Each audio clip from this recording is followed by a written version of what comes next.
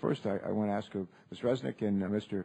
Gienda, can you all just take maybe a minute or two and talk about what a pediatric respiratory therapist does? What kind of treatments would a child receive under your care? And just be fairly brief, if you would. Yes, thank you, Senator.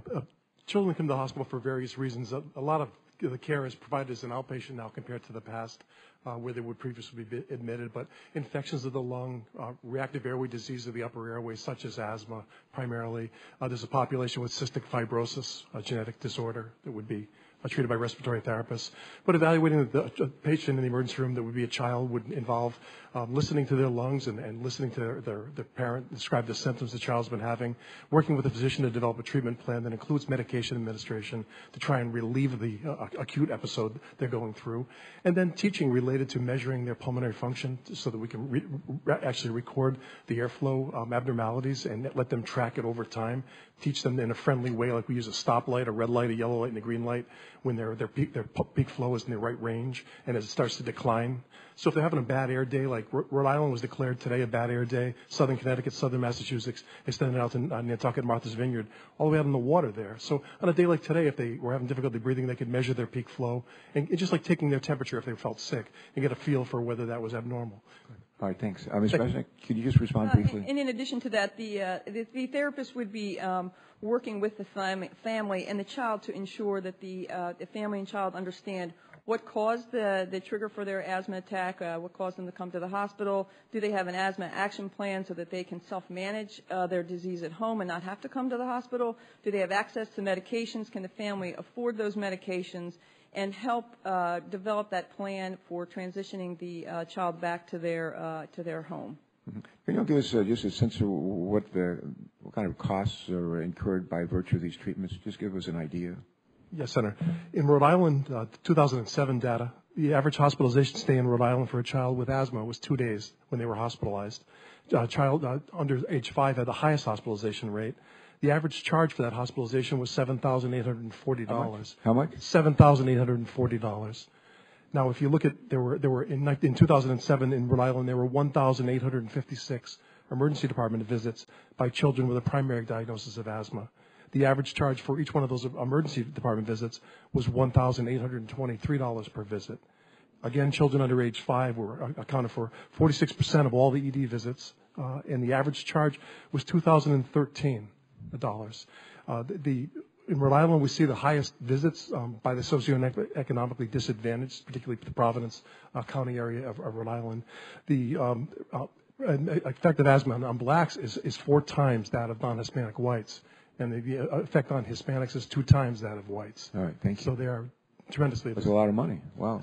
Ms. Resnick, you want to add or take Senator, I did provide in my testimony the statistics for Delaware for Christiana Care, and I would be happy to follow up in writing with you on the cost of that care.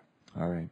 I'm going to stop right there, and we'll just yield to Senator Barrasso, and we'll have a second round of questions. Thank you for your response. Senator Barrasso. Anyone else like to comment? I'm not familiar with that.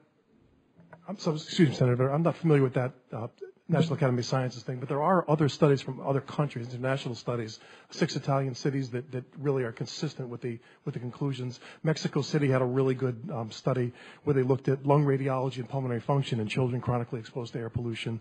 They analyzed chest x-rays of 249 clinically healthy children, 230 from Mexico City, which is a heavily polluted area, chronically exposed to levels that are greater than our national air ambient standards for PM 2.5. And they had a control group from the other city nearby that wasn't exposed. But what they found was striking. They had moderate to severe hyperinflations, which is air trapping that we see in asthmatics, in one child from the control city and in 151 out of 230, or 65.6% of the polluted city. And they had additional linear markings in the lungs consistent with inflammation that was mild to moderate in 121 out of 230 children, which is 52.6%. In the air pollution cities. So that was in Mexico City. Italian studies have looked at 6 Italian cities, and they've come up with a similar thing that air pollution is a trigger for wheezing and gastrointestinal disturbances in children 0 to 2 years of age. So those I would just offer that aren't EPA related to my knowledge, but as I evaluate the body of literature out there, they appear to be well designed in my opinion. Not being an epidemiologist, coming back. There was also a meta-analysis that was done in 2010 that looked at really like an analysis of the studies. And now certainly there can be external validity issues if somebody doesn't include the right papers or excluded papers that didn't say what they wanted them to say. But you go by the quality of the researchers, hopefully, to pick those studies. But they selected 36 studies that were out there, and they were conclusive that short-term effects of PM10 and NO2 in respiratory health among children and asthma-like symptoms were consistently related.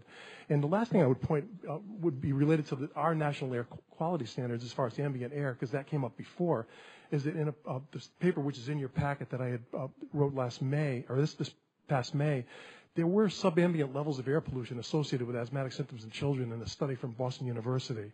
And I can tell you they looked at, it was O'Connor and Ness from Boston University School of Medicine. They looked at data from 861 children with persistent asthma in 7 urban U.S. communities.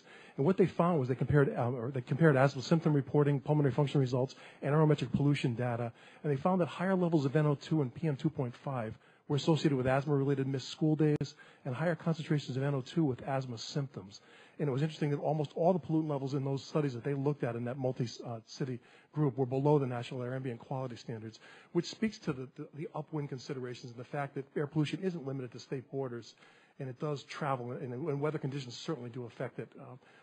Temperature inversions where it's trapped low to the ground, where all of a sudden one area can be certainly exposed to a higher concentration than you would normally measure over a cumulative period of time with a reference site.